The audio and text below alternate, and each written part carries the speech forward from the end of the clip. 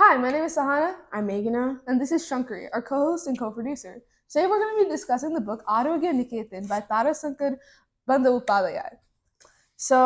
This book was originally written in Bengali before being translated to English, and the English version is what we read. So basically, let me just give you a short summary of the book. It's not really delineated by time. It's not delineated between past and present. Although it occurs in the present of the main character's life, he often has flashbacks to the past. So that means by the end of the book, you kind of get a holistic view of his entire life. The book follows the main character, Jeevan, who owns an Ayurvedic clinic that's getting less and less patients as the result of allopathy becoming more and more popular.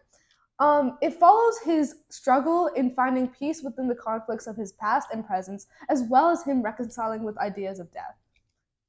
Okay, so things to clarify before we go forward. Allopathy versus Ayurveda. Ayurveda is more of traditional Indian medicine. It has very great effects, as we see in the book. It can actually heal people pretty well. Versus more of allopathy, which we see as more of like modern medicine, considering the hospitals and like people that go to med school trained to become a doctor and then So, go from like there. conventional medicine. Yeah, conventional medicine versus Ayurveda. Still doctors, just more in ancient Indian practices. So basically, The second thing is that Jeevan has the title of Jeevan Mashe. Mashe is a title accorded to the people in his family for being Ayurvedic doctors. It's not technically his name. His original name was Jeevan Dutt, but as a result of good medical practice, he's been accorded the title Jeevan Mashe. Yeah, and then the last thing is that Jeevan has a very special ability, which is basically his father taught him how to read pulse points, and through this his dad was able to identify like what kind of ailment is this person going through just by reading the pulse point. But Jeevan can not only like figure out the ailment, he also has this like very unique ability where he's able to determine if the patient is going to die or when the sickness is going to get like better, around when the sickness is going to get better, just by the reading the pulse point. Yeah. So his ability to find out whether someone is going to die gives him this sort of confidence that he knows when people are going to die. So that is part of his ability. And there's this new doctor in town, Pradyot, who doesn't really like that. So basically, Pradyot is more, he is a part of the whole allopathy thing. He is a doctor at a hospital. And Jeevan is, he comes to know that Jeevan has predicted the death of one of the patients. Jeevan never is very, very gentle with telling people about death, given that a lot of people have more of a negative reaction towards it. So he is pretty gentle with it. He never tells them outright, like, you are going to die. He always like hints at it. He's like, it may be time for you to take that final pilgrimage or something like that. Right? So when the doctor comes to hear of this, like he hears that Jeevan has told some patient, Pradyot gets really angry because he's like, how can you tell somebody they're going to die when they still have some life left? Because in Pradyot's eyes, like, and everyone and anyone can be saved until the last moment. Like, it's not possible to say you're going to die and then just have that there. Jeevan doesn't see it that way. He sees that even though he accepts, Jeevan doesn't have the same like disdain for Ayurveda that Pradyot does. Jeevan sees that allopathy is useful and Ayurveda is useful, both in like different regards. Whereas Pradyot is more of like, I don't trust this Indian Ayurvedic medicine. Like, I see allopathy as a superior way because it's scientific, it's precise, and it's proven. You can't prove anything through your little study of the pulse point. Yeah. So in addition, like Pradyot has some experience in like seeing these people. Like he's not Pradyot. If you look at it from the main character's perspective, it initially may seem that Pradyot's kind of like a villain sort of character who like doesn't believe in the Ayurvedic medicine that Jeevan practices. However, he's just trying to do the best for the people as well. He has purely unselfish motives as well. He's come to this smaller village from like the larger place he used to live in because he doesn't want the village people to get scammed. He believes that Jeevan is scamming them. And although we as the reader know it's not true, from Pradyot's perspective, it does seem reasonable that he's like, I want these people to receive the best medical treatment, and I don't believe Jeevan Mashe can do that. I think even Jeevan realizes that the way Jeevan views people is that he is actually such a kind character, where that I feel like his perspective as a doctor makes him believe that not every person is completely good and completely bad. And the reason I say this is because each patient that he meets, maybe like a good person on the outside, but they have like a certain vice that like they fall into. Like sometimes it's alcoholism. Some patients, like they always drink a lot, and even though like they help out in the village and they're very like benevolent people, they have this one vice they can't get over. Other patients may do marijuana a lot, and even though like again like they help out as much as they can, they may and they have other characteristics, that vice is something they always fall back into. So seeing this, we know that each person is not perfect. Like they have their flaws, they have their vices, and yet Jeevan is able to accept them extremely non-judgmentally. He never like even his age, I think, and his history with treating these kind of patients makes him like so non-judgmental towards absolutely everyone. Which is why like even when Pradyot is like Pradyot says some pretty vile things to him, like, oh, you're just an old man, like you don't know what's going on. And Jeevan kind of is like, he's like, he even though he's shocked and hurt, he's still like, I have to understand that he's doing this from a good place in his heart. Yeah. Because he genuinely believes that people can like be saved until death. Yeah. So like that's one of the biggest things. This conflict versus old and new. So old medicine being the medicine that Jeevan usually practices, and new medicine being what Pradyot usually practices. And the village is like going into a new age. Like I said, Jeevan's clinic is getting less and less patients. But it doesn't mean those patients are any less desperate. So Jeevan, you said he's a very benevolent person. He treats these patients for like very little money or completely free of charge. Because he believes like as a doctor, it's like at least my last purpose to treat these people as well as I can. Like I have to, that's something that I really like respect in him. Like he barely turns away like a single person from his door. Like there is a scene in this book, wait, this guy kind of gets into it, but there's a scene in this book where he essentially learns there's a part in the book where he's trying to learn more of modern medicine, and he studies under this guy named Ranglal, who's known as like the huge modern medicine doctor, allopathic doctor in their village. Now Ranglal is kind of the foil or the opposite of Jeevan, where like if you don't pay, you don't get the treatment. You know, he's really strict with the payment and the treatment, and the villagers all know that, and they come ready with their payments because they know if Ranglal doesn't get the payment, he won't treat you. And he kind of is like, Jeevan, like, why aren't you charging these people? You know? Like, as a doctor, you can only continue to treat people if you like take a certain amount of money. Like, you need that money in order to continue your practice. So you would think he's sort of like a cold, callous, like cruel-hearted person, but he does in fact have a heart. He has a different outlook on life than Jeevan. Exactly.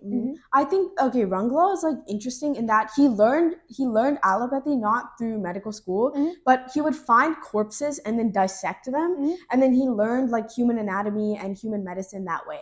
So like you're like, that's kind of sus behavior. He kind of like raided people's graves. That's definitely weird, right? But you can also see like as antithesis to that, his like fondness for Jeevan. He really likes Jeevan, and he genuinely wants Jeevan to succeed. There's this point in the book where Jeevan is trying to treat a typhoid outbreak, and it's so bad that he doesn't know what to do. So he starts like praying to God, and like kind of like he feels like the only thing he can do in that situation is pray.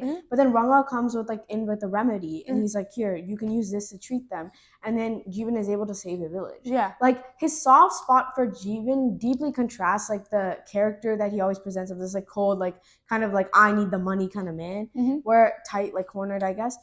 And that again presents the fact that every character is so human and complex, which I think leads into the idea of like, because we're all human, like death is inevitable, like death is going to happen. Yeah.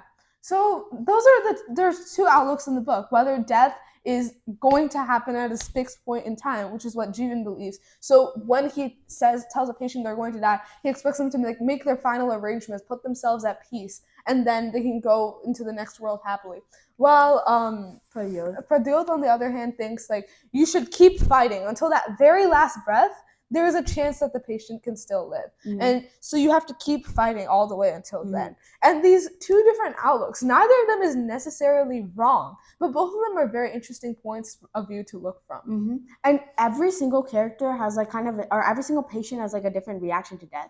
Like some patients are like deeply afraid of it, where they're like, no, I can't die. Like I absolutely cannot die. I have to like live on forever and ever. And they keep clinging on to like that chance of life. Like Jeevan's like Jeevan's like this girl that he liked in the past, she ends up clinging on to life at the end, you know, where she wants and wants and wants, but is unable to achieve. Yeah. And some others are like, even in their moments of death, where Jeevan is like, you have to stay away from this substance. Yeah. You have to stay away from this kind of food.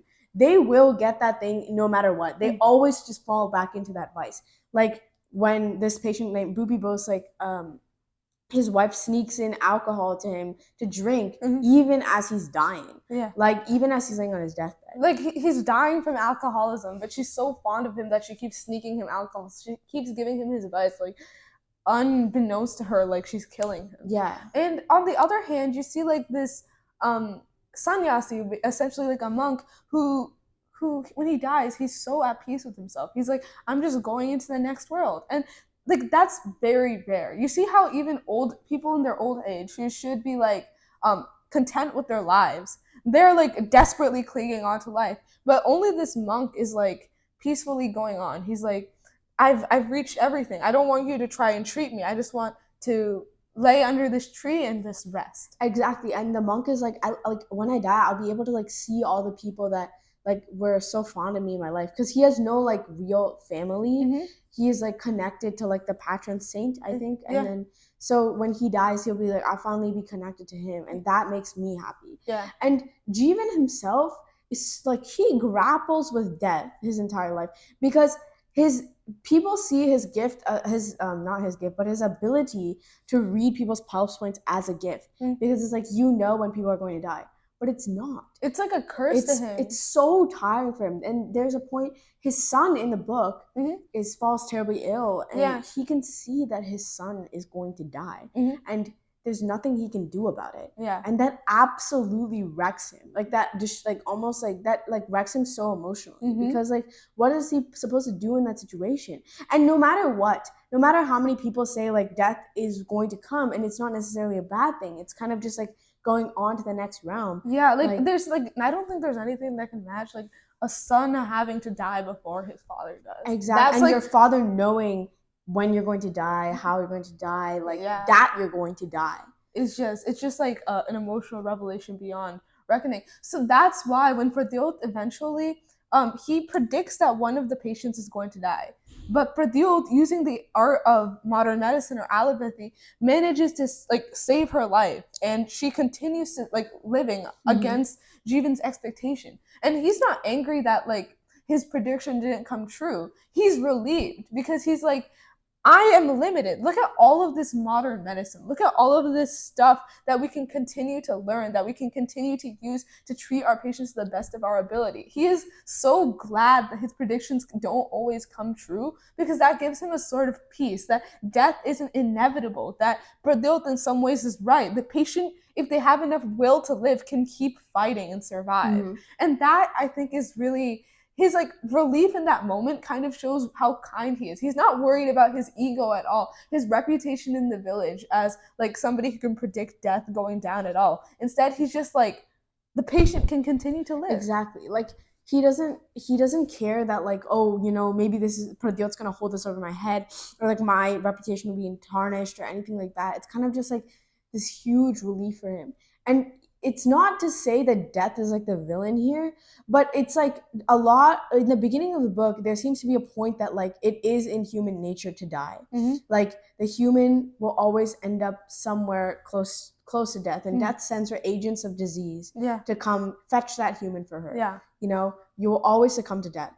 But in contrast, isn't it more human to just fight it? Isn't it more human to like grab onto that last piece of willpower and push your way through? And it doesn't always have to be selfish. Like, it doesn't always have to be like, I'm not accepting death for my own self-need. It can kind of just be a feat of human strength and bravery to get over a sickness that's absolutely ravaging your body. And you're right. Like, I feel like that scene just made me cry. Like, when I was reading this book, and you could visibly like feel his pain. You know, and you could, as when I was reading that scene, I could just feel like the load just lifting off of my back, and knowing that I am not like, Jeevan is not all knowing. He's not omnipresent. Like, there is some room for error. There is some room to strive. So like, I think that's like the main thing that I got from this book. Like, just like how death affects us all and like the different outlooks different people can have on it. Mhm. So I genuinely recommend reading this book so much. Mhm. It's like it's such an interesting look on medicine and death and just dealing with the past and present. And we've only gotten to talk about some of the aspects of this book. There's so much more to it. There's so many other struggles he faces and eventually reconciles with. So definitely would recommend giving this book a read. Yeah, from my perspective, this is probably one of the most human books I've ever read. It is so poignant in that you feel the pain, you feel the struggle, you grapple with this understanding of what is death. In the end, you realize like death isn't really the villain, but that doesn't mean that we have to accept that this is carved into stone. Yeah, because it's not always true. There is no villain, is what the book is trying to say. Like there's Ayurveda isn't worse than allopathy. Allopathy isn't worse than Ayurveda. You need both. Like both can coexist. Like coexistence is possible. Yeah. Just like even though maybe Jeevan can predict the shadow of death, and maybe that can be used in other different ways, but there's always like the sliver of hope that's left. And Jeevan is such a beautiful character. Yeah. Like you wish you could meet him in real life and honestly just give him a hug sometimes. But you wish that, and it just like inspires you to like kind of like be kind to like everyone else around you. So definitely a timeless classic. Definitely would recommend giving it a read. It still holds up to this day, even though it was written a pretty long time ago. So yeah, thank you for watching the video, and please check out the book. Bye. Thank you. Bye.